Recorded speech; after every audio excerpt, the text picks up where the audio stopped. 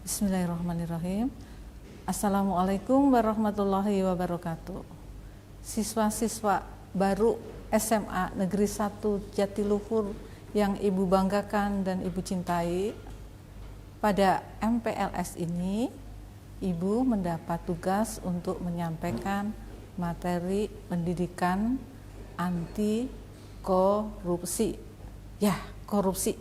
Apa sih korupsi itu? Korupsi adalah kata-kata yang sering Anda dengar baik di media atau dalam obrolan. Korupsi bahasa sederhananya adalah perilaku tidak jujur. Indonesia, negeri tercinta kita ini, dalam salah satu survei pada tahun 2018 menduduki peringkat 85 dari 180 negara yang disurvei. Ya, tidak memalukan sekali, cuman harus ditingkatkan lagi. Dan mendapat skor 40 dari skor 0 sampai 100. Nah, ini yang harus betul-betul diperhatikan. Artinya kita harus bersama-sama meningkatkan nilai skor tersebut supaya bisa naik. Anak-anak yang Ibu banggakan, kenapa pendidikan anti korupsi diberikan pada kalian? Karena kalian adalah generasi muda. Agen perubahan dalam suatu negara adalah generasi mudanya. Maka dari itu pendidikan anti korupsi diberikan pada kalian sejak dini. Nah, diharapkan ke depannya nanti Indonesia akan menjadi negara yang tidak korupsi, bersih. Nah, anak-anakku, sebenarnya definisi korupsi itu apa sih? Menurut Undang-Undang Nomor 20 Tahun 2001, korupsi adalah tindakan melawan hukum yang dilakukan pribadi atau untuk orang lain yang merugikan negara. Kemudian, apa saja sih faktor-faktor yang menyebabkan seseorang korupsi? Kita lihat bersama di whiteboard, ada 3 faktor. Faktornya adalah faktor dari individu tersebut dan faktor dari luar. Faktor dari internal atau individu ini ada 3. 1, rakus. Jadi tiap individu itu ada kecenderungan untuk berperilaku rakus. Dikasih 2, pingin 3, dikasih 3, pingin 4. Maka sikap syukur itu adalah penting sehingga perilaku rakus itu bisa terkendalikan.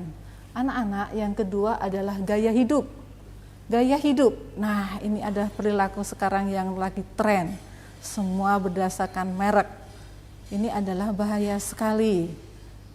Gaya hidup adalah supaya kita selamat, apa yang kita dapatkan tidak boleh lebih pengeluarannya dari apa yang kita dapatkan. Kalau gajinya 2 juta, maka pengeluarannya tidak boleh lebih dari itu. Kalau pengeluarannya lebih dari itu, maka kecenderungan orang untuk melakukan korupsi. Yang ketiga adalah lemahnya moral. Nah, ini penting sekali. Maka kedekatan diri dengan Tuhan adalah kunci dari keberhasilan korupsi. Adapun faktor eksternal penyebab korupsi ada 2, yakni faktor politik dan faktor ekonomi. Faktor politik ini adalah kondisi yang menyebabkan seseorang mudah melakukan korupsi.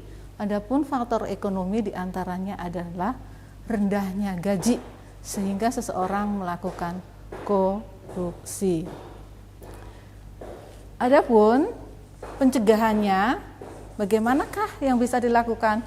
Yakni diantaranya dengan menanamkan semangat nasionalisme pada diri individu. Yang kedua adalah penegakan hukum. Hukum harus ditegakkan. Anak-anakku yang Ibu banggakan, nah, sebagai generasi muda dan siswa, apa yang bisa Anda lakukan supaya Anda memiliki karakter anti korupsi?